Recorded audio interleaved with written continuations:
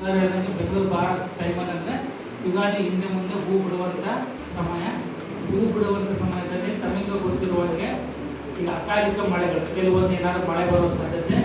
ಈಗ ನಿನ್ನೆನೂ ಕೂಡ ಇಲ್ಲಿ ಭಾಗದಲ್ಲಿ ಸ್ವಲ್ಪ ಮಳೆ ಆಗಿದೆ. ಈ ಹಂತದಲ್ಲಿ ಒಂದು ಕಡೆ ನಿಮಗೆ ಫ್ಲವರಿಂಗ್ ಇಶ್ಯೂ ಬರುತ್ತೆ. ಈಗ ಮಹೇಶ್ ಅವ್ರ ಫೀಲ್ಡಲ್ಲಿ ಹೋದಾಗ ಹೂವು ಉದುರ್ತಾ ಇತ್ತು, ಸೆಟ್ಟಿಂಗ್ ಪ್ರಾಬ್ಲಮ್ ಆಗ್ತದೆ. ಯಾಕೆ ಹೂವು ಉದುರುತ್ತೆ ಅನ್ನೋದು ಒಂದು. ಆಮೇಲೆ ಏನು ರೋಗ ಬರ್ಬೋದು ಈ ವಾತಾವರಣದಲ್ಲಿ ಮಳೆ ಬಂದರೆ, ಹೂವಿನ ವಾತಾವರಣದಲ್ಲಿ ಅಥವಾ ಅಲ್ಲಿ ಕಾಯಿ ಸೆಟ್ಟಿಂಗ್ ಆಗಿತ್ತು, ಚಿಕ್ಕ ಕಾಯಿ ಇತ್ತು ಅಥವಾ ಒಂದು ನಿಂಬೆಹಣ್ಣಿನ ಸೈಜ್ ಇತ್ತು, ಈ ಹಂತದಲ್ಲಿ ಏನು ಸಮಸ್ಯೆ ಬರ್ಬೋದು ಅನ್ನೋದನ್ನು ಒಂಚೂರು ಹೇಳ್ತೀನಿ. ಕೆನೋಪಿ ಬಗ್ಗೆ ಅವೆಲ್ಲದೂ ಯಾರೋ ಫಸ್ಟ್ ಇದ್ದರೆ ಮಾತ್ರ ಹೇಳ್ತೀನಿ. ಕೆನೋಪಿ ಮ್ಯಾನೇಜ್ಮೆಂಟು ಭಾಳ ಇಂಪಾರ್ಟೆಂಟು.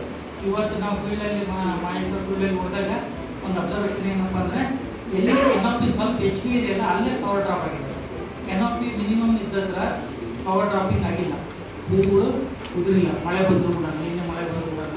ಆಮೇಲೆ ಹೂ ಉದುರೋದು ಅದ್ರ ಬಗ್ಗೆ ಕೂಡ ನಿಮಗೆ ಒಂದು ವಿಚಾರಗಳನ್ನು.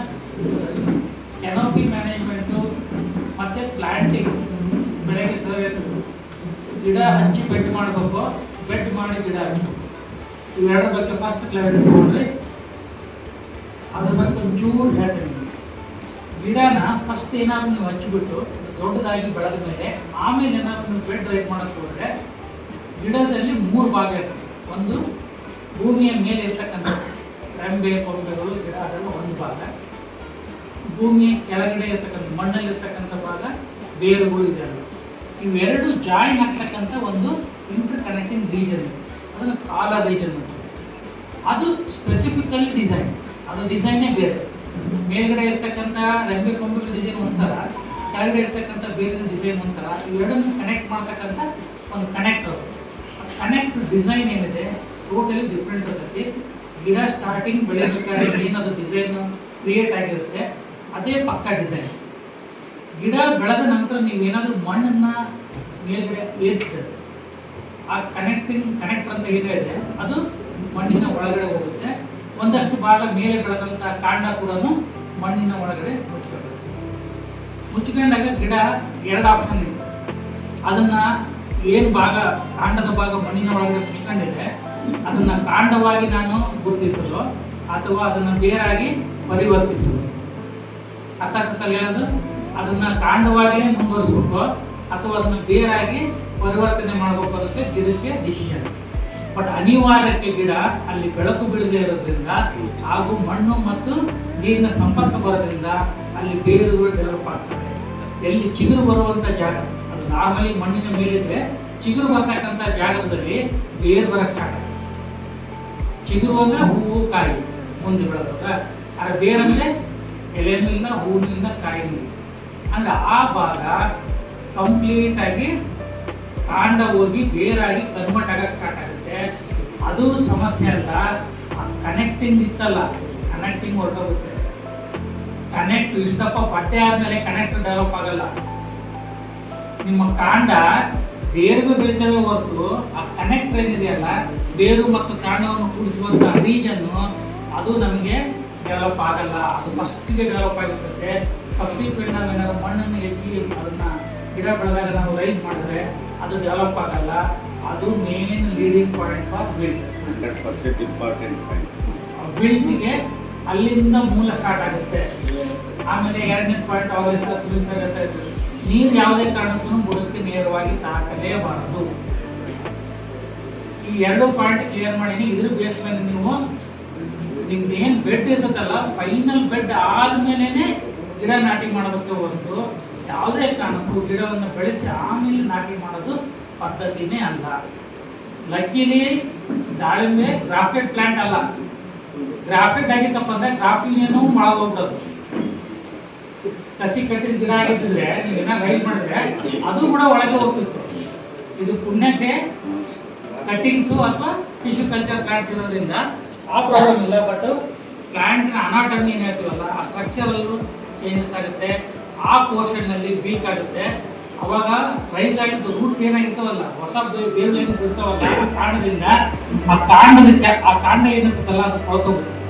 ಅಂದರೆ ಮಣ್ಣು ಕಡಿಗೆ ತುಂಬ ಮಣ್ಣಲ್ಲಿ ಭಾಳ ಇರ್ತದೆ, ಹೆಂಗದು ಲೂಸ್ ಆಗಿಬಿಟ್ಟೆಲ್ಲ ಕೊಳ್ತೋಗುತ್ತಲ್ಲ, ಡಿಸಿಲಿರೇಟ್ ಆಗಿ ರೂಟ್ಸ್ ಬರ್ತದೆ. ಟ್ಯಾಪ್ ರೂಟ್ ಇಲ್ದಂಗೆ ಆಗುತ್ತೆ. ಕ್ಲಸ್ಟರ್ ಆಫ್ ಫ್ರೂಟ್ಸ್ ಇರ್ತದೆ. ಗಿಡ ಏನು ಮಾಡೋದು ಮೇಲ್ಗಡೆ ಫುಲ್ ಚಂದ್ರಿಕೆ ಇದ್ದಂಗೆ ಐತೆ, ಒಳಗಡೆ ನಮ್ಮ ಬಿಲ್ಡಿಂಗಿನ ಕಾಲಮ್ಮು ಡೀಪ್ ಆಗಿದ್ದು ಇಲ್ಲ, ಒಂದೇ ಅಡಿಯಲ್ಲಿ ಕಾಲಮನ್ನು ಸ್ಪ್ರೆಡ್ ಮಾಡಿವಿ, ಗಾಳಿ ಮಳೆ ಬಂದ್ರೆ ಗಿಡ ಉಳ್ಕೊಳ್ತದೆ. ಹಾಗಾಗಿ ಆ ಫಂಡಮೆಂಟಲ್ ಮೇಜರ್ ಇದು ಸ್ಟ್ರಕ್ಚರ್ ಇದಾಗಬೇಕಂದ್ರೆ ಬೆಡ್ ಮಾಡಿ ಗಿಡ ಹಚ್ಚ, ಅದು ಮಾತ್ರ ಪಕ್ಷ ನಮ್ಮ ಯಾರು ಹೊಸ್ದಾಗಿ ಮಾಡೋದಕ್ಕೆ ದಯವಿಟ್ಟು ಆ ವಿಷಯಕ್ಕೆ. ಇನ್ನು ಮೇಲ್ಗಡೆ ಕೆನಾಪಿ ಮ್ಯಾನೇಜ್ಮೆಂಟ್ ಗಿಡ ಎಷ್ಟು ಅಗಲವಾಗಿದ್ದು ಗಾಳಿ ಬೆಳಕು 11 ಗಂಟೆಯಿಂದ 4 ಗಂಟೆವರೆಗಿನ ಈಗ ಬೆಳಕು ಮತ್ತು ಗಾಳಿ ಅಂದರೆ ಗಿಡದ ಎಲ್ಲ ರೆಂಬೆಗಳಿಗೆ ಯೂನಿಫಾರ್ಮ್ ಆಗಿ ಬರಬೇಕು. ಯಾವುದೇ ಕಾರಣಕ್ಕೂ ರೆಂಬೆ ಕೆಳಗಡೆ ಎಲೆಗಳ ಕೆಳಗಡೆ ಎಲೆಗಳ ಕಟ್ಟುವಾಗಿ ಬಿತ್ತು ಅಂದರೆ ನೆರಳಲ್ಲಿ ಬೀಳಕ್ಕೆ ಸ್ಟಾರ್ಟ್ ಆಯ್ತಂದ್ರೆ ಆ ನೆರಳಲ್ಲಿ ಬಿದ್ದಂಥ ಎಲೆಗಳು ಅಲ್ಲಿ ಸಮಸ್ಯೆಗಳು ಉದ್ಭವ ಆಗಲಿಕ್ಕೆ ಸ್ಟಾರ್ಟ್ ಆಗುತ್ತೆ. ಮೈಕ್ರೋ ಕ್ಲೈಮೇಟ್ ಅಂತ ಏನಪ್ಪ ಮೈಕ್ರೋ ಕ್ಲೈಮೇಟ್? ಎಲೆಗಳು ದಟ್ಟವಾಗಿದ್ದು ಅದೇ ಫೀಲ್ಡಲ್ಲಿ ಏನಾದ್ರು ಬೈ ಚಾನ್ಸ್ ನೀವು ಗಿಡದ ಬುಡಕ್ಕೆ ನೀರು ಕೊಡ್ತಾ ಇದ್ರಿ ಅಂದರೆ ಆ ಗಿಡದ ಬುಡದಲ್ಲಿರ್ತಕ್ಕಂಥ ನೀರು ಹಾವಿಯಾಗಿ ಎಲೆಗಳ ಮೇಲೆಲ್ಲ ಕೂತ್ಕೊಂಡು ಹನಿಗಳ ಥರ ಇಬ್ಬನಿ ಥರ ಕೂತ್ಕೊಂಡು ಆ ಕಂಟಿನ್ಯೂಯಲ್ ಕ್ಲೈಮೇಟ್ ಕ್ರಿಯೇಟ್ ಆಗುತ್ತೆ. ಯಾವುದೇ ರೋಗ ಆಗಿರ್ಬೋದು, ಆಂಥ್ರಾಕ್ನಸ್ ಆಗಿರ್ಬೋದು, ಬೆಟ್ಟಲ್ ಬೆಟ್ಟ ಆಗಿರ್ಬೋದು, ಅದು ಉದ್ಭವಕ್ಕೆ ಕಾರಣ ಆಗುತ್ತೆ. ಹಾಗಾಗಿ ಕೆನಾಪಿ ಮ್ಯಾನೇಜ್ಮೆಂಟು ಭಾಳಷ್ಟು ಬಾರಿ ಹೇಳುತ್ತೆ.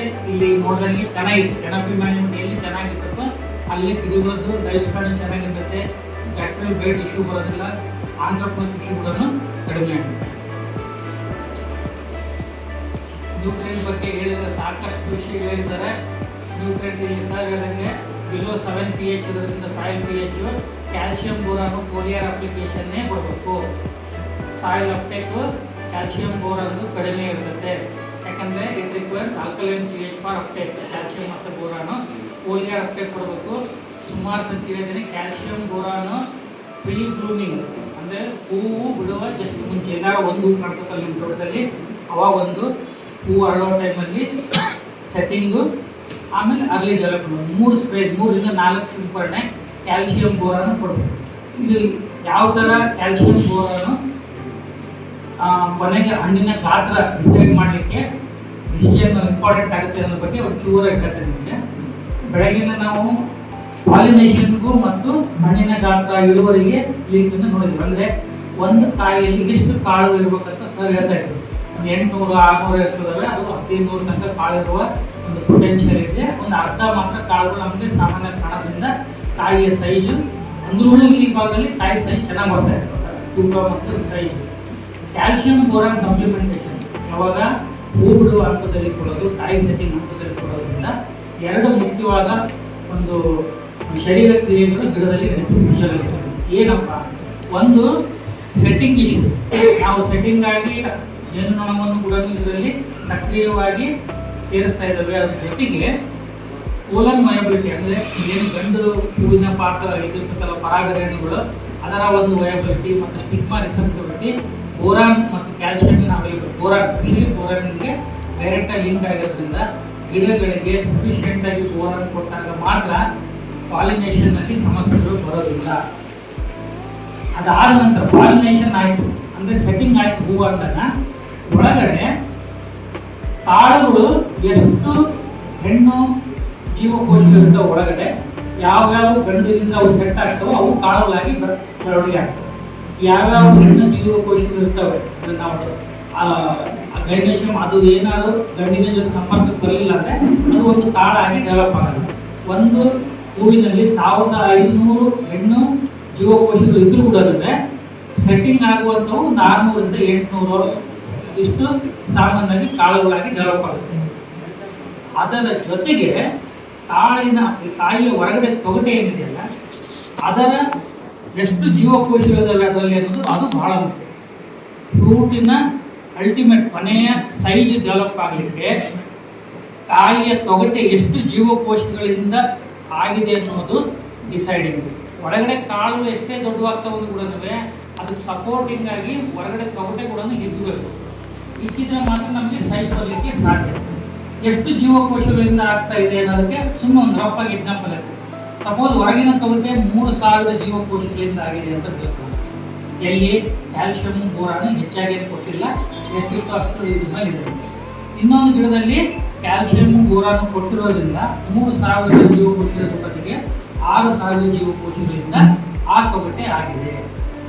ಕ್ಯಾಲ್ಸಿಯಂ ಬೋರಾನ್ ಕೊಟ್ಟಂಗೆ 3 ರಿಂದ 6000 ಯಾಕೆ ಆಯಿತು ಅಂದರೆ ಜೀವಕೋಶದ ಹೊರಗಡೆ ಪದರ ಏನಿದೆಯಲ್ಲ ಅದು ಕ್ಯಾಲ್ಸಿಯಂನಿಂದ ಆಗಿರುತ್ತೆ. ಸೆಲ್ ವಾಲ್ ಅಂತ ಇಂಗ್ಲೀಷ್, ಅದು main ingredient calcium. Cell division ಆಗಲಿಕ್ಕೂ ಸೆಲ್ ವಾಲ್ನು ನಮಗೆ ಕ್ಯಾಲ್ಸಿಯಮ್ಮು ಭಾಳ ಮುಖ್ಯ. ಕ್ಯಾಲ್ಸಿಯಂ ಕೊಟ್ಟಾಗ ಮಾತ್ರ 6,000 ಜೀವಕೋಶ. ಒಂದು ಕಾಯಲ್ಲಿ 3,000 ಜೀವಕೋಶ, ಒಂದು ಕಾಯಲ್ಲಿ 6,000 ಜೀವಕೋಶ. ಕಾಳು ಒಳಗಡೆ ಕಾಳಿನ ಬೀಜ ಇರುತ್ತದೆ, ದಾಳಿಂಬೆ ಬೀಜದಲ್ಲಿ ಜಿಬರ್ಲಿಕ್ ಆಸಿಡ್ ನ್ಯಾಚುರಲ್ ಆಗಿ ಉತ್ಪತ್ತಿ ಆಗುತ್ತೆ. ಅದು ನಮ್ಮ ಕಾಳಿನ ಹಿಗ್ಗಲಿಕ್ಕೆ ಕಾರಣವಾದಂತಹ ಒಂದು ರಾಸಾಯನಿಕ. ಅದು ಯಾವುದರಲ್ಲಿ ನಿಜವಾದ ಬೀಜ ಇರುತ್ತೋ ಅಂತ ಹಣ್ಣಿಗೆ ನಾವು ಜಿಬರ್ಲಿಕ್ ಆಸಿಡ್ ಹೊರಗಡೆಯಿಂದ ಸಿಂಪಡಣೆ ಮಾಡುವ ಅವಶ್ಯಕತೆ ಇಲ್ಲ. ಅಂದ್ರೂ ಕೆಲವೊಂದು ಅನಿವಾರ್ಯ ಕಾರಣದಲ್ಲಿ ಸೈಜ್ ಬಂದಿಲ್ಲ ಅಂತೇಳಿ ದಾಳಿಂಬೆಯಲ್ಲಿ ಕೂಡ ಜಿಬರ್ಲಿಕ್ ಆಸಿಡ್ ಅನ್ನು ಉಪಯೋಗ ಮಾಡ್ತಾರೆ. ಅದು ಯಾವಾಗಂದ್ರೆ ಸೈಜ್ ಬಂದಿಲ್ಲ ಅಂತೇಳಿ.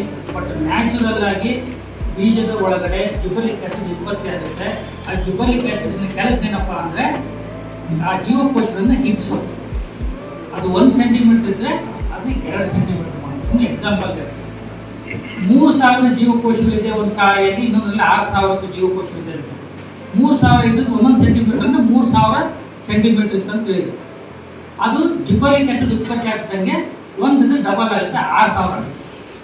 ಆದರೆ ಇಲ್ಲಿ 6,000 ಜೀವಕೋಶಗಳು ಇದ್ರಲ್ಲಿ ಜಿಬರ್ಲಿಕ್ ಆಸಿಡ್ ಇದ್ರೆ ಎಷ್ಟಾಗುತ್ತೆ? 12,000 ಆಗುತ್ತೆ. ಅಂದರೆ ಕಾಯಿ ಹಿಗ್ಗುವಂಥ ಪ್ರಮಾಣ ಇದಕ್ಕಿಂತ 3,000 ಇದ್ದದ್ದು 6,000 ಆಗೋದಕ್ಕೂ 12,000 ಅರ್ಧಕ್ಕಿಂತ ಡಬಲ್ ಸೈಜ್ ಬರುತ್ತೆ. ಹಂಗಾಗಿ ಕ್ಯಾಲ್ಸಿಯಮ್ಮು ಈ ಒಂದು ದ್ರಾಕ್ಷಿಯಲ್ಲಿ ಯಾವುದೇ ಹಣ್ಣಿನಲ್ಲಿ ಅರ್ಲಿ ಸೆಟ್ಟಿಂಗಲ್ಲಿ ಸ್ಪೆಷಲಿ ಯಾವ ಸೀಡೆಡ್ ಅದಾವೆ, ಯಾವುಗಳಲ್ಲಿ ನಿಜವಾದ ಬೀಜ ಇದೆ, ಇಂಡಿಜಿನಸ್ ಜಿಬರ್ಲಿಕ್ ಆಸಿಡ್ ಪ್ರೊಡಕ್ಷನ್ ಆಗುತ್ತೆ, ಅಲ್ಲಿ ಕ್ಯಾಲ್ಸಿಯಮ್ಮನ್ನು ಅರ್ಲಿ ಸೆಟ್ಟಿಂಗು ಮತ್ತು ಹೂ ಬಿಡುವ ಹಂತದಲ್ಲಿ ಕೊಡುವ ಮೂಲಕ ಸೆಟ್ಟಿಂಗು ಮತ್ತು ಕಾಯಿ ಸೈಜ್ಗೆ ನೇರವಾಗಿ ನಾವು ಹೆಲ್ಪ್ ಆಗುತ್ತೆ. ಈ 2 ಅಂಶಗಳನ್ನ ಯಾಕೆ ಇವನ್ನ ಪೋಲಿಯರ್ ಮೇಲ್ಗಡೆ ಸಿಂಪಡಣೆ ಮಾಡಬೇಕು ಅಂದರೆ ಈ ಚಾಟಲ್ಲಿ ಅದು ಅಲ್ಕಲೈನ್ ರೇಂಜಲ್ಲಿ ಅವೈಲೇಬಲ್. ಅಂದರೆ ನಿಮ್ಮ ಮಣ್ಣುಗಳೆಲ್ಲ ಹುಳಿ ಮಣ್ಣು, ಉಪ್ಪಿನ ಅಂಶ ಇಲ್ಲ. ಅವಲಕ್ಕಿ ಒಂದು ಫೋಟೋದಲ್ಲಿ ಕ್ಯಾಲ್ಸಿಯಂ ಹಾಕೋದನ್ನು ತೋರಿಸ್ತಾ ಇದ್ರು. ಕ್ಯಾಲ್ಸಿಯಂ ಕಾರ್ಬೋನೇಟನ್ನು ಸರ್ ಮಣ್ಣಿಗೆ ಸಾಯಿಲ್ ಅಪ್ಲಿಕೇಶನ್ ಮಾಡೋ ಮೂಲಕ ಕ್ಯಾಲ್ಸಿಯಂ ಸಪ್ಲಿಮೆಂಟೇಷನ್ ಮಾಡ್ತೀವಿ. ಅದು ಅಲ್ಕಲೈನ್ pH ಇದ್ದಾಗ ಮಾತ್ರ ಕ್ಯಾಲ್ಸಿಯಂ ಬೋರಾನ್ ಅಪ್ಟೇಕ್ ಆಗುತ್ತೆ. ಅಸಿಡಿಕ್ pH ಅಲ್ಲಿ ಕ್ಯಾಲ್ಸಿಯಂ ಬೋರಾನ್ ಅಪ್ಟೇಕ್ ಆಗೋ ಸಾಧ್ಯತೆ ಕಡಿಮೆ ಇರುತ್ತೆ. ಹಾಗಾಗಿ ಇಮಿಡಿಯೇಟ್ ಅವೈಲಬಿಲಿಟಿ ಸಲುವಾಗಿ ಫೋಲಿಯರ್ ಸ್ಪ್ರೇ ಮಾಡೋದು ಸೂಕ್ತ. ಇವನ್ನೆಲ್ಲ ಸುಮಾರು ಡಿಸ್ಕಷನ್ ಮಾಡಿದ್ವಿ. ನಾನು ಈ ರೋಗದ ಬಗ್ಗೆ ಒಂಚೂರು ಹೇಳಕ್ಕೆ ಇಷ್ಟಪಡ್ತೇನೆ. ಆಂಥ್ರಾಕ್ನೋಸು ಇದು ಕಳೆದ ಈ ಕರೋನಾ ಟೈಮ್ ಏನು ಬಂತಲ್ಲ, ಕರೋನಾ ಟೈಮಿನಿಂದ ಇಲ್ಲಿಯವರೆಗೆ ಬಹುತೇಕ ಬೆಳೆಗಳಿವೆ. ದಾಳಿಂಬೆ ಒಂದೇ ಅಲ್ಲ, ಬಹುತೇಕ ಬೆಳೆಗಳಲ್ಲಿ ಈ ರೋಗದ ತೀವ್ರತೆ ಬಹಳ ಇದೆ. ಯಾಕಂದರೆ ಈ ರೋಗ ಬರಲಿಕ್ಕೆ ಅವಶ್ಯಕವಾದ ವಾತಾವರಣ ಕೊರೋನಾ ಲಾಕ್ಡೌನಿನ ನಂತರದಿಂದ ನಮಗೆ ಕಂಡು ಬರ್ತಾ ಇದೆ. ಏನಪ್ಪ ಅಂತ ವಾತಾವರಣ ಅಂದರೆ ಮಳೆಗಾಲ, ಮುಂಗಾರು ಮಳೆಗಳಲ್ಲಿ ಮಳೆಗಳು ಸತತವಾಗಿ ಆಗ್ತಾ ಇದ್ದಾವೆ. ನೀವು ನೋಡಿರ್ಬೇಕು, ಎಲ್ಲ ಡ್ಯಾಮ್ಗಳನ್ನು ಪ್ರತಿ ವರ್ಷ ತುಂಬ್ತಾ ಇದ್ದಾವೆ.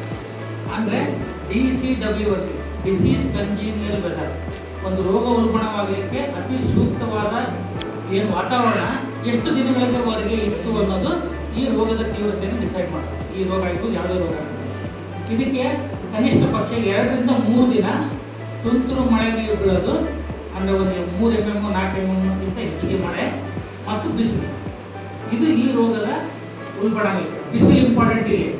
ಮಳೆ ಬಿದ್ದು ಮೋಡ ಮುಚ್ಕೊಂಡು ಬಂದರೆ ಬೇರೆ ರೋಗ ಬರುತ್ತೆ. ಮಳೆ ಬಿದ್ದು ಬಿಸಿಲು ಬಿದ್ದಾಗ ಯಾಕೆ ಬಿಸಿಲು ಬೇಕು ಅಂದರೆ ಈ ರೋಗದ ರೋಗಾಣುಗಳು ಹಳೆಯ ಎಲೆ, ಹಳೆಯ ಕಾಯಿ, ಹಳೆಯ ರೆಂಬೆ ಕೊಂಬೆಗಳು ಎಲ್ಲಿ ಒಂದಲ್ಲೋ ಅಥವಾ ಹೊಲ ಸುತ್ತಮುತ್ತ ಎಲ್ಲಿ ಬಿದ್ದಿರ್ತವೆ ಅವುಗಳಲ್ಲಿ ಹೋದ ವರ್ಷ ರೋಗ ಬಂದಿದ್ದರೆ ಅದು ಮಳೆ ಬಂದು ಬಿಸಿಲು ಬಿದ್ದಾಗ ಅದರಿಂದ ರೋಗಾಣು ಬೀಜಗಳು ಗಾಳಿಯಲ್ಲಿ ಹರಡಲಿಕ್ಕೆ ಸ್ಟಾರ್ಟ್ ಆಗ್ತದೆ. ಹರಡಿದಾಗ ಬಂದು ಕಾಯಿ ಮೇಲೆ ರೋಗ ಉಲ್ಬಣಾಗಲಿಕ್ಕೆ ಸ್ಟಾರ್ಟ್ ಆಗುತ್ತೆ. ಎಲ್ಲ ಜನರಲ್ಲ ಫಂಜಿಸೈಡ್ಸ್ಗೆ ಕೆಮಿಕಲ್ಸ್, ನೆಕ್ಸ್ಟ್ ಪ್ರೆಸೆಂಟಲ್ಲಿ ಕೆಮಿಕಲ್ಸ್ ಬಗ್ಗೆ ಹೇಳ್ತೀನಿ. ಅಲ್ಲಿ ಔಷಧಿಗಳ ಟೈಮಲ್ಲಿ ಒಂದಿಷ್ಟು ಪ್ರಿವೆಂಟಿವ್, ಕ್ಯೂರೇಟಿವ್ ಅನ್ನೋದನ್ನು ಒಂಚೂರು ಡಿಟೇಲ್ ಎಕ್ಸ್ಪ್ಲೇನ್ ಮಾಡ್ತೀನಿ. ಇವತ್ತು ಸ್ವಲ್ಪ ಕಾನ್ಸಂಟ್ರೇಟೇಷನ್ನ ಕೇಳ್ಕೊಳ್ಳೋದನ್ನ ಭಾಳ ಫಂಡಮೆಂಟಲ್ ಸಿಂಪಲ್ ಆಗಿದೆ. ಅರ್ಥ ಮಾಡ್ಕೊಂಡ್ರೆ ನೀವು ಉಪಯೋಗಿಸ್ತಕ್ಕಂಥ ಫಂಜಿಸೈಡ್ಸನ್ನು ಇನ್ನೂ ಎಫೆಕ್ಟಿವ್ ಆಗಿ ಕರೆಕ್ಟ್ ಟೈಮಲ್ಲಿ ಯಾವುದನ್ನ ಹೆಂಗೆ ಸ್ಪ್ರೇ ಮಾಡಬೇಕು ಅನ್ನೋದು ಗೊತ್ತಾಗ್ತದೆ. ಈ ರೋಗ ಸಾಮಾನ್ಯ ಕಂಡುಬರ್ತದೆ. ಇದಕ್ಕೆ ಬಂಧನ ಇದು ಏನು ಸುತ್ತಮುತ್ತ ನಿಮ್ಮ ತೋಟದ ಸುತ್ತಮುತ್ತ ತೋಟದ ಒಳಗಡೆ ಹಾಗೂ ಗಿಡಗಳ ಮೇಲೆ ಅಂದರೆ ಕೆಲವು ಸತಿ ಯಾವುದೋ ಒಂದು ಕಾಯಿ ರೋಗ ಬಂದಿರುತ್ತೆ ಅಲ್ಲೇ ಒಣಗಿ ಅಲ್ಲೇ ನೇತಾಡ್ತಿರ್ತದೆ. ಅಂಥವೇನು ಇಲ್ಲಿ ನೋಡಿಲ್ಲ ಯಾವ ಫೀಲ್ಡ್ ನೆಗ್ಲೆಕ್ಟ್ ಆಗಿದೆ. ಯಾಕಂದರೆ ನೀಟಾಗಿ ಇಂಟೆನ್ಸಿವ್ ಕಲ್ಟಿವೇಷನ್ ನಿಮ್ಮಲ್ಲಿ ಒಬ್ಬರದು 10 acre maximum on average 10 acre highest ಇದ್ದೀನಿ ಇದು ದಾಳಿಂಬೆ ತೋಟಗಳಿರೋದು. ಈ ನಮ್ಮ ಸೈಡ್ ಹತ್ರ ಬಂದು ಏನಾಗುತ್ತೆ ಒಬ್ಬರು 100 ಎಕರೆ ಮೇಂಟೈನ್ ಮಾಡ್ತಾರೆ. ಅಲ್ಲಿ ಏನಾಗುತ್ತೆ ಆ ಥರ ರೋಗದ ಗಿಡಗಳು ಎಲೆಗಳು ರೆಂಬೆ ಕೊಂಡರು ಗಿಡದಲ್ಲಿರೋ ಸಾಧ್ಯತೆ ಹೆಚ್ಚಿಗೆ. ಸಪೋಸ್ ನಿಮ್ಮ ಹೊಲದ ಹತ್ರ ಏನಾದರೂ ತಿಪ್ಪೆ ಥರ ಏನಾದರೂ ಗುಂಪಾಗಿ ಹಾಕಿದ್ದಪ್ಪ ಅಂದರೆ ಅದನ್ನು ದಯವಿಟ್ಟು ನಾಶ ಮಾಡಿರಿ. ಈ ರೋಗ ಮತ್ತು ಎಲೆ ಚುಕ್ಕೆ ರೋಗ ಅವೆಲ್ಲವೂ ಬರ್ತಾವೆಲ್ಲವನ್ನು ಆ ರೆಂಬೆ ಕೊಂಡಗಳಿಂದಲೇ ಬರೋದು. ಅದಕ್ಕಾಗಿಯೇ ಅದನ್ನು ಕ್ಲಿಯರ್ ಮಾಡಬೇಕು. ಇದಕ್ಕೆ ಪ್ರಿವೆಂಟಿವ್ ಸ್ಪ್ರೇ ಮಾಡಬೇಕು. ಅದ್ರ ಬಗ್ಗೆ ಮುಂದೆ ಹೇಳ್ತೀನಿ. ಇದು ಕೂಡ ಸೇಮ್ ಅದೇ ಥರನೇ ಮಳೆ ಬಿದ್ದು ಬಿಸಿಲು ಬಿದ್ದಾಗ ಬರುವಂಥ ರೋಗ ಸಾಕಷ್ಟು ಫ್ರೂಟ್ ಸ್ಪಾಟ್ ಅಂತೀವಿ ಕಾಯಿ ಮೇಲೆ ಇದಕ್ಕೂ ಅದು ವ್ಯತ್ಯಾಸ ನೋಡ್ರಿ. ಈ ರೋಗ ಲಕ್ಷಣದಲ್ಲಿ ನಿಮಗೆ ತಗ್ಗಾಗಿ ಆ ಭಾಗ ಏನು ಕಿಕ್ಕಿ ಬಿದ್ದಿರುತ್ತಲ್ಲ ತಗ್ಗಾಗಿ ಅದು ಸಾಸಾರ್ ಶೇಪ್ ಅಂತೀವಿ. ಈ ಕೆಳಗಡೆ ಕಪ್ಪು ಬಸಿ ಕೊಡ್ತಲ್ಲ ಆ ಥರ ಕುಳಿ ಆಕಾರವಾಗಿರ್ತದೆ. ಬಟ್ ಇದರಲ್ಲಿ ಆಮೇಲೆ ಇದೊಂದು ರೌಂಡ್ ಆಲ್ಮೋಸ್ಟ್ ರೌಂಡ್ ಇರ್ತವೆ ಅಥವಾ ಇಡ್ತಾ ಹೋಗುತ್ತೆ. ಸುತ್ತು ಹಳದಿದು ಹೆಚ್ಚಾಗಿ ಕಂಡು ಬರೋದಿಲ್ಲ. ಬಟ್ ಇದರಲ್ಲಿ ನೋಡ್ರಿ ಸುತ್ತು ಹಳದಿ ಇದೆ, ಪ್ರತಿಯೊಂದು ಇದಕ್ಕೂ ಹಳದಿದೆ, ವಕ್ರವಾಗಿದ್ದಾವೆ. ಆಮೇಲೆ ಭಾಳಷ್ಟು ಸ್ಪಾಟ್ಗಳು ಇರ್ತವೆ. ಕಾಯಿ ಮೇಲೆ ನೋಡಿದಾಗ ಸುಮಾರಷ್ಟು ಸ್ಪಾಟ್ಗಳು ಎಷ್ಟು ಕಾಲಕ್ಕೆ ಕಾಣ್ತದೆ. ಇದು ಈ ಸತಿ ಸುಮಾರು ಬಂದವೆ. ಸ್ಕ್ಯಾಬ್ ಅಂತಂದೇಳಿ ಭಾಳಷ್ಟು ಕಾಯಿಗಳು ಫೋಟೋಗಳು ನಾವು ಕಳಿಸಿದಾಗ ನೋಡೋದಕ್ಕಿಂತ ಸ್ಕ್ಯಾಬು ಇದರಲ್ಲಿ ಡೈರೆಕ್ಟಾಗಿ ಬರೋದಕ್ಕಿಂತ ಯಾವ ಕಾಯಿಗಳ ಮೇಲೆ ಟ್ರಿಪ್ಸ್ ಡ್ಯಾಮೇಜ್ ಆಗಿರುತ್ತೆ ಅಲ್ಲಿ ಫ್ಲವರಿಂಗ್ ಫ್ರೂಟ್ ಸೆಟ್ಟಿಂಗ್ ಟೈಮಲ್ಲಿ ಏನಾದ್ರು ಟ್ರಿಪ್ಸ್ ಡ್ಯಾಮೇಜ್ ಆಗಿತ್ತಪ್ಪ ಅಂದ್ರೆ ಟ್ರಿಪ್ಸ್ ಡ್ಯಾಮೇಜ್ ಆದ ಕಾಯಿಗಳ ಮೇಲೆ ಈ ಸ್ಕ್ಯಾಬ್ ಬರೋ ಸಾಧ್ಯತೆ ಹೆಚ್ಚಿಗೆ. ಕೆಮಿಕಲ್ ಸೆಲೆಕ್ಷನ್ ಅದ್ರ ಬಗ್ಗೆ ಎಲ್ಲ ಹೇಳ್ತೀನಿ. ಇದು internal alternaria fruit computer rot ಆಗೋಂಥದ್ದು ಇದು ಈಗಿಲ್ಲ, ಸದ್ಯಕ್ಕೆ ಈಗ ಹೆಚ್ಚಿಗೆ 2 ವರ್ಷದಿಂದ ಇಲ್ಲ. ಈ ಕರೋನಾಗಿಂತ ಮುಂಚಿನ ಟೈಮಲ್ಲಿ ಇದು ಇನ್ನೇನು ಸೀವಿಯರ್ ಆಗಿಬಿಡ್ತಪ್ಪ ಅನ್ನೋ ಲೆಕ್ಕಕ್ಕೆ ಬಂದಿತ್ತು. ಬೇರೆ ಕಾಯಿ ನಾರ್ಮಲ್ ಆಗಿ ಕಾಣ್ತದೆ, ಕಟ್ ಮಾಡಿದಾಗ ಗೊತ್ತಾಗುತ್ತೆ ಒಳಗಡೆ ಇನ್ಫೆಕ್ಷನ್ ಆಗಿರುತ್ತೆ. ಅಂದ್ರೆ ಅರ್ಥ ಕಾಯಿ ಎಲ್ಲ ಸೈಜು ಎಲ್ಲ ಬರ್ತದೆ ನಾರ್ಮಲ್ ಸೈಜ್, ಅದರ ಒಳಗಡೆ ಕಾಳುಗಳೆಲ್ಲ ಕೆಟ್ಟೋಗಿರ್ತವೆ. ಅಂದ್ರೆ ಅರ್ಥ ರೋಗಾಣು ಕಾಯಿ ಒಳಗಡೆ ಮೊದಲಿಗೆ ಎಂಟ್ರಿ ಆಗಿರುತ್ತೆ. ಅಂದರೆ ಸೆಟ್ಟಿಂಗ್ ಟೈಮಲ್ಲೇ ರೋಗಾಣು ಕಾಯಿ ಒಳಗಡೆ ಸೇರ್ಕೊಳ್ತದೆ. ಅಲ್ಲೇ ಒಳಗಡೆ ಇರ್ತಕ್ಕಂಥ ಎಲ್ಲ ಕಾಳುಗಳನ್ನ ಡ್ಯಾಮೇಜ್ ಮಾಡುತ್ತೆ. ಬಟ್ ತೊಗಟೆ ಮಾತ್ರ ಬೆಳೀತಾ ಇರ್ತದೆ.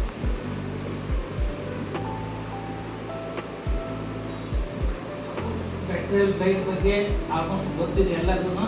ಅದ್ರ ಬಗ್ಗೆ ಹೆಚ್ಚಿಗೆ ಹೇಳ್ತಾರೆ. ಬಿಲ್ಟ್ ಬಗ್ಗೆ ಒಂದು ಚೂರು ಹೇಳ್ತೇನೆ. ಈ ನೆಮಟೋಡ್ಸ್ದು ಅದ್ರ ಬಗ್ಗೆ ಲಿಂಕ್ ಇರೋದ್ರಿಂದ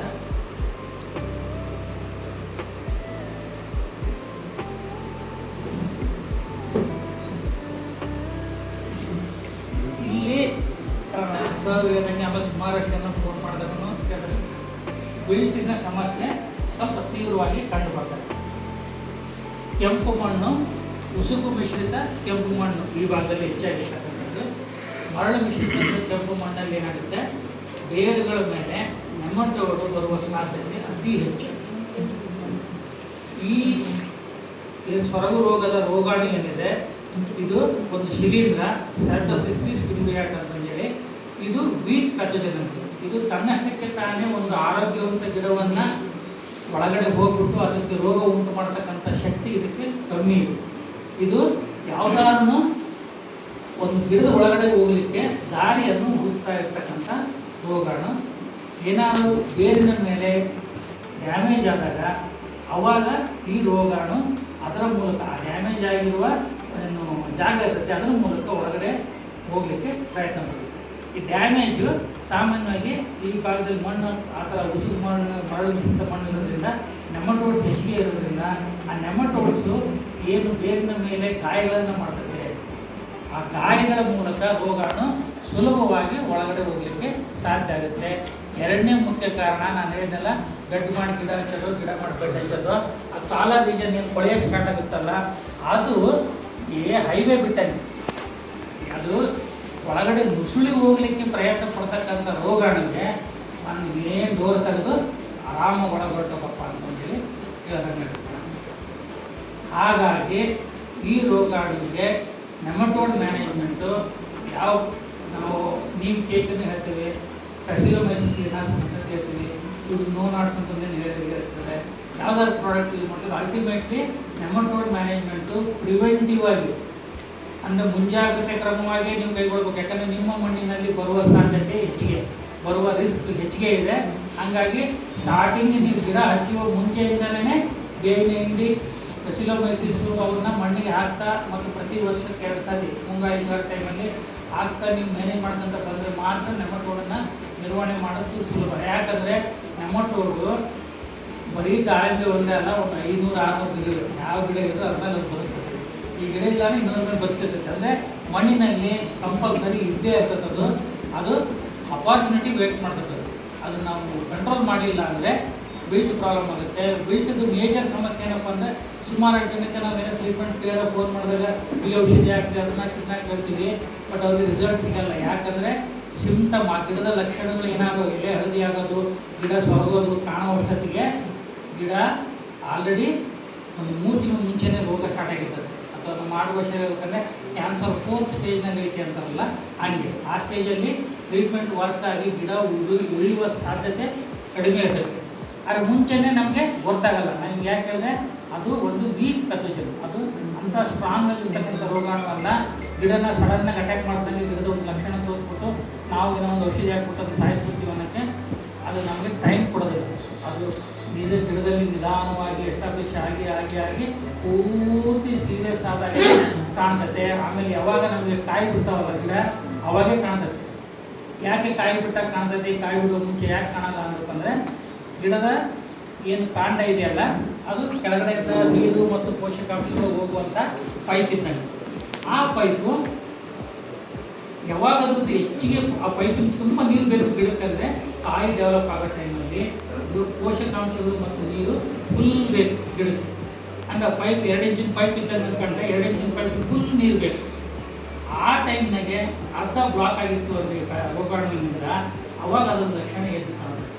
ಮಾಮೂಲಿ ಹೂವು ಕಾಯಿಯಿಂದ ಏನಾಗುತ್ತೆ, ಅರ್ಧ 1 ಇಂಚಿನಷ್ಟು ನೀರು ಹೋಗ್ತಾ ಇದ್ರು ಅದ್ರ ಮೇಲೆ ಮ್ಯಾನೇಜ್ ಮಾಡಬೇಕು. ಬಟ್ ಯಾವಾಗ ಕಾಯಿ ಮತ್ತು ಕಾಯಿ ಡೆವಲಪ್ಮೆಂಟ್ ಸ್ಟೇಜ್ ಇರುತ್ತೆ ಅವಾಗ ಅರ್ಧ ಡ್ಯಾಮೇಜ್ ಆಗಿದ್ದಂಥ ಕಾಂಡ ಇತ್ತಂದರೆ ಅದು ನಮಗೆ ಬೇಕಾದಷ್ಟು ನೀರು ಗೊಬ್ಬರ ಸರಬರಾಜು ಮಾಡೋಕ್ಕಾಗೋದಿಲ್ಲ. ಆವಾಗ ಅದರದ್ದು ರೋಗ ಲಕ್ಷಣಗಳು ಹೆಚ್ಚಾಗಿ ಅದು ಪರಿಹಾರ ಸರ್. ಪ್ರಿಕಾಷನರಿ ಪರಿಹಾರ ಏನಪ್ಪ ಅಂದರೆ ಪ್ಲಾಂಟಿಂಗ್ ಟೈಮ್ ಹಿಡಿದು ಪ್ಲಾಂಟಿಂಗ್ ಟೈಮ್ ಆಗೈತೆ ಈಗಾಗಲೇ 2 ವರ್ಷದ ತೋಟ ಇದ್ದಲ್ಲಪ್ಪ ಅಂದರೆ ಪ್ರತಿ 6 ತಿಂಗಳಿಗೊಮ್ಮೆ ಮುಂಗಾರು ಮತ್ತು ಹಿಂಗಾರಿಗಿಂತ ಮುಂಚೆ ನಾವೇನು ಅಥವಾ ಆರ್ಗ್ಯಾನಿಕ್ ಮ್ಯಾನ್ಯೂರ್ಸ್ ಏನು ಕೊಡ್ತೀವಲ್ಲ, ತಿಪ್ಪೆ ಗೊಬ್ಬರ ಆಗಿರ್ಬೋದು, ಎರೆಹುಳ ಗೊಬ್ಬರ, ಅದ್ರ ಜೊತೆಗೆ ಬೇವಿನ ಹಿಂಡಿ, ಸ್ಪೆಸಿಲೋಮೈಸಿಸು ಇವುಗಳನ್ನು ಕಂಪಲ್ಸರಿಯಾಗಿ ಮಣ್ಣಿಗೆ ಹಾಕ್ತಾ ಬರ್ಬೋದು. ಸ್ಪೆಸಿಲೋಮೈಸಿಸು ಭಾರಿ ಎಫೆಕ್ಟಿವು. ನೀವು ಯಾವುದಾದ್ರು ಎಲ್ಲಿದ್ರ ತಗೊಳ್ಳಿ, ಇದು ಫ್ರೆಶ್ ಆಗಿರ್ತಕ್ಕಂಥದ್ದನ್ನು ಅಥೆಂಟಿಕೇಟೆಡ್ ಸೋರ್ಸ್ನ ತಗೊಳ್ಳಿ. ಯಾಕಂದ್ರೆ ಏನಾಗುತ್ತೆ, ಅದೊಂದು ಸೂಕ್ಷ್ಮಾಣು ಜೀವಿ ಇರೋದ್ರಿಂದ ಅದು ಲೈವ್ ಆಗಿರ್ಬೇಕು. ಜೊತೆಗೆ ಅದನ್ನು ತಿಪ್ಪೆ ಗೊಬ್ಬರನೋ ಅಥವಾ ಬೇವಿನ ಹಿಂಡಿ ಅಥವಾ ಎರೆಹುಳು ಗೊಬ್ಬರದ ಜೊತೆನೇ ಕೊಡಬೇಕು. ಯಾಕಂದರೆ ಅದಕ್ಕೆ ನಾನು ನಿನ್ನೆ ಸುಮಾರು ಯಾವಾಗ ಬೇರೆ ತರಗತಿಯಲ್ಲಿ ಇರ್ತೀನಿ, ಅದು ಸೂಕ್ಷ್ಮಾಣು ಜೀವಿ, ಅದಕ್ಕೆ ಜೀವ ಐತೆ. ನಿಮ್ಮ ಹೊಲಕ್ಕೆ ಒಬ್ಬ ಆಳು ಮನುಷ್ಯ ಕೆಲಸ ಮಾಡ್ತಕ್ಕಂಥ ಮನುಷ್ಯನ ನೀವು ಹೊಲಕ್ಕೆ ಕಳಿಸ್ತೀರಿ ಬೆಳಗ್ಗೆ ಅಂತಂದರೆ ಅವನು ಎಲ್ಲಿ ತನಕ ಕೆಲಸ ಮಾಡ್ತಾನೆ, ಹೊಟ್ಟೆ ಹಸಿವಾಗ ತನಕ ಕೆಲಸ ಮಾಡ್ತಾನೆ, ಮಧ್ಯಾಹ್ನದ ತನಕ ಕೆಲಸ ಮಾಡ್ತಾನೆ. ಮಧ್ಯಾಹ್ನ ನೀವು ಒಂದು ಊಟ ಕೊಡಲಿಲ್ಲ ಅಂದರೆ ಇನ್ನೊಂದು ಗಂಟೆ ಕೆಲಸ ಮಾಡ್ತಾನೆ, ಆಮೇಲೆ ಸಾಕಾತಪ್ಪ ಅಂತ ಕೂತ್ಕೊಳ್ತಾನೆ. ಮತ್ತು ನೀವು ಮಧ್ಯಾಹ್ನ ಊಟ ಕೊಟ್ಟರೆ ಮತ್ತೆ ಸಾಯಂಕಾಲ ತನಕ ಕೆಲಸ ಮಾಡ್ತಾನೆ. ಅಂದರೆ ಇದು ಸೂಕ್ಷ್ಮಾಣು ಜೀವಿ ಇರೋದ್ರಿಂದ ಅದಕ್ಕೆ ಆಹಾರವನ್ನು ನಾವು ಕೊಡ್ಬೋದು. ಆಹಾರ ಅಂದರೆ ಅದಕ್ಕೆ ಆರ್ಗ್ಯಾನಿಕ್ ಮ್ಯಾಟ್ರ್. ಆರ್ಗ್ಯಾನಿಕ್ ಮ್ಯಾಟ್ರ್ ಜೊತೆನೇ ನಾವು ಮಿಕ್ಸ್ ಮಾಡಿ ಹಾಕಿದ್ರೆ ಮಾತ್ರನೇ ಅದು ಭಾಳ ದಿನದವರೆಗೆ ಕೆಲಸ ಮಾಡ್ತೀವಿ ಮಣ್ಣಲ್ಲಿ. ಜೊತೆಗೆ ನಾವು 10 ಗ್ರಾಮು ಪುಡಿ ಹೇಳ್ತೀವಿ, 10 ಗ್ರಾಮ್ ಪುಡಿನ ಇಡೀ ಗಿಡಕ್ಕೆ ನಾವು ಹಾಕೋಕ್ಕಾಗೋದಿಲ್ಲ. ಅದೇ ಒಂದು ತುಟ್ಟಿ ತಿಪ್ಪೆ ಗೊಬ್ಬರದಲ್ಲಿ 10 ಗ್ರಾಮ್ ಪುಡಿನ ಮಿಕ್ಸ್ ಮಾಡಿ ಒಂದು 2 ರಿಂದ 3 ವಾರ ಬಿಟ್ಟರೆ, ಅಂದರೆ ಹಾಲಿಗೆ ಹೆಪ್ಪಾಕಿದೆ ಅದಷ್ಟು ಅದು ತುಂಬ ಬೆಳಕಂತದೆ. ಈಗ ನೀವು 100 ಹಾಕಿದರೆ ಹಾಗೆ 1,00,000 ಆಗಿರ್ತವೆ. ಅವನ್ನ ನಾವು ಗಿಡದ ಸುತ್ತೂರು ಹಾಕಿದಾಗ ಏನಾಗುತ್ತೆ, ಆ ಗಿಡದ ಬೇರೆ ಎಷ್ಟಗಲ ಇರ್ತದಲ್ಲ, ಗಿಡ ಎಷ್ಟಗಲ ಕೆನಲ್ ಇರುತ್ತೆ ಅಷ್ಟು ಅಗಲದಲ್ಲಿರ್ತಕ್ಕಂಥ ಮಣ್ಣಿನಲ್ಲಿರ್ತಕ್ಕಂಥ ನೆಮಟೋಡನ್ನು ಇದು ಸಂಪರ್ಕಿಸಿ ಅದನ್ನು ಸಾಯಿಸಲಿಕ್ಕೆ ಸಾಧ್ಯವಾಗುತ್ತೆ. ನಾವೆಲ್ಲ ಡ್ರಿಪ್ಪಲ್ಲಿ ಬಿಡ್ತೀವಿ, ಬಡ್ಡಿಗೆ ಹಾಕ್ತೀವಿ, ಒಂದು ಚಮ್ನಾಗ ಹಾಕ್ತೀವಿ, ಗುಡ್ಡದಾಗ ಹಾಕ್ತೀವಿ ಅಂದರೆ ಕೆಲಸ ಆಗೋದಿಲ್ಲ. ಯಾಕಂದರೆ ನೆಮಟೋಡ್ ಈ ರೂಟ್ ಝೋನಲ್ಲಿ ಫುಲ್ ರೈಸೋಸ್ಫಿಯರಲ್ಲಿ ಇರುವ ಸಾಧ್ಯತೆ ಇರೋದ್ರಿಂದ ಎಂಟೈರ್ ಏರಿಯಾಗೆ ಅಪ್ಲಿಕೇಶನ್ ಹಾಕಬೇಕು ಮ್ಯಾನ್ಯುವಲ್, ಅಂದರೆ ಮಾತ್ರ ಅದು ಎಫೆಕ್ಟಿವ್ ಆಗುತ್ತೆ. ಈ ಶಾರ್ಟಲ್ ಬೋರೋದು ಇರ್ತದೆ ಇದು. ಆಮೇಲೆ ಟ್ರೀಟ್ಮೆಂಟ್ ಭಾಳ ಇಂಪಾರ್ಟೆಂಟ್ ರೀ.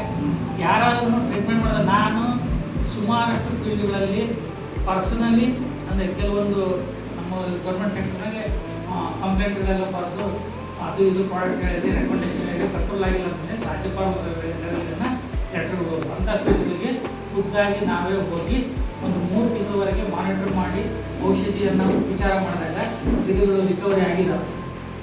ಏನಾಗುತ್ತಪ್ಪ ಸಮಸ್ಯೆ ಅಂದರೆ ಇಲ್ಲಿ ಔಷಧಿ ಇರೋದು ಎರಡೇ, ಒಂದು ಫೀಲ್ಡು ಒಂದು ಕ್ಲೋರೋಪೈರಿಫಾಸ್, ಇವೆರಡು ಬಿಟ್ಟರೆ ನಾವು ಇಲ್ಲ. ಆದರೆ method of application, time of application, ಆಮೇಲೆ ಎಷ್ಟು ದಿನ ಟ್ರೀಟ್ಮೆಂಟ್ ಮಾಡಬೇಕು, ಇದು ಭಾಳ ಇಂಪಾರ್ಟೆಂಟ್. ಇದನ್ನು ನೀವು ಕರೆಕ್ಟಾಗಿ ಕೇಳಿಸ್ಕೊಂಡ್ರೆ ಈ ರೋಗಾಣು ಮಣ್ಣಿನಿಂದ ಗಿಡದಿಂದ ಪಕ್ಕದ ಗಿಡಕ್ಕೆ ಹೋಗ್ಬೇಕಾದ್ರೆ ನೀರಿನ ಮೂಲಕ ಅಥವಾ ನಾವು ನಡುವೆ ಏನಾದ್ರು ಟ್ರ್ಯಾಕ್ಟರ್ ಇನ್ನೊಂದು ಇದು ಮಾಡಿದಾಗ ಅಥವಾ ಯಾವ್ದಾದ್ರು ಕತ್ತರಿ ಇಂಥವನ್ನೆಲ್ಲ ಯೂಸ್ ಮಾಡಿ ಮಣ್ಣಿನಿಂದ ಬೇರೆಯನ್ನು ಕಟ್ ಮಾಡೋದು, ಸಲಿಕೆ ಬುದ್ಧಿ ಮೂಲಕ ಯಾವುದಾದ್ರು ಒಂದು ಭೌತಿಕವಾದ ಸಂಪರ್ಕದ ಮೂಲಕ ಪಕ್ಕದ ಗಿಡಕ್ಕೆ ಹೋಗುವ ಸಾಧ್ಯತೆ ಇರುತ್ತೆ. ಸಪೋಸ್ ಇಲ್ಲಿ ಕೆಂಪು ಏನು ಕಾಣ್ತಿದೆ, ರೋಗ ಆಲ್ರೆಡಿ ಬಂದಿದೆ ಅಂದರೆ ಸುತ್ತು ಏನು ಗಿಡಗಳಿದ್ದಾವೆ, 9 ಗಿಡಗಳು, ಇವಕ್ಕೆ ನೆಕ್ಸ್ಟ್ ಲೆವೆಲಲ್ಲಿ ರೋಗ ಬರುವ ಸಾಧ್ಯತೆ ಹೆಚ್ಚಿದೆ. ಹಾಗಾಗಿ ಇವನ್ನ ನಾವು ಅಷ್ಟು ಗಿಡಗಳು 9 ಗಿಡ, ಒಂದು ಗಿಡಕ್ಕೆ ರೋಗ ಲಕ್ಷಣ ಕಂಡ್ರೆ 9 ಗಿಡಕ್ಕೆ ನಾವು ಉಪಚಾರ ಮಾಡೋದು ಕಂಪಲ್ಸರಿ. ಅಂದರೆ ಮಾತ್ರ ನಾವು ಆ ರೋಗವನ್ನು ಅಲ್ಲೇ ತೋಟದಲ್ಲಿ ಸ್ಪ್ರೆಡ್ ಆಗಲಾಗಿ ನಿಲ್ಲಿಸಲಿಕ್ಕೆ ಸಾಧ್ಯ. ಈ 9 ಗಿಡಗಳು ಹೆಂಗಿರ್ತವೆ, ಇದಕ್ಕೇನೋ ಚಿಹ್ನೆ ಕಾಣುತ್ತೆ, ಈ 8 ಗಿಡಕ್ಕೆ ಏನೂ ಕಾಣಲ್ಲ, ಚೆನ್ನಾಗಿರ್ತವೆ ನೋಡೋಕ್ಕಿನ್ನ, ಅದರಿಂದ ಯಾವ ಲಕ್ಷಣಗಳು ಬಂದಿರೋದಿಲ್ಲ. ಹಾಗಾಗಿ ಒಂದು ಟ್ರೀಟ್ಮೆಂಟ್ ಆದಮೇಲೆ ಈ ರೋಗ ಬಂದಂಥ ಗಿಡ ಏನಾದ್ರು ರಿಕವರಿ ಅಂತಂದರೆ ಯಾವ ಟ್ರೀಟ್ಮೆಂಟ್ ಮಾಡಿದ್ವಿ ಅನ್ನೋದೇ ಮಾಡ್ಬೋದು. ಅದಕ್ಕೆ ಫಸ್ಟ್ ಆ್ಯಂಡ್ ಫಾರ್ಮೋಸ್ಟ್ ಟೆಕ್ನಾಲಜಿ ಏನಪ್ಪ ಅಂದರೆ ವೀಟ್ ಮ್ಯಾನೇಜ್ಮೆಂಟಲ್ಲಿ ಟ್ಯಾಗಿಂಗ್, ಅದಕ್ಕೊಂದು ದಾರ ಕಟ್ಟೋದು, ದಾರ ಕಟ್ಟಿ ಗುರುತು ಮಾಡ್ಕೊಳ್ಳೋದು ಫಸ್ಟ್ ಲೆವೆಲ್ ಆಫ್ ಪ್ರಾಕ್ಟೀಸ್. ಏನಪ್ಪ 3 ಬಣ್ಣ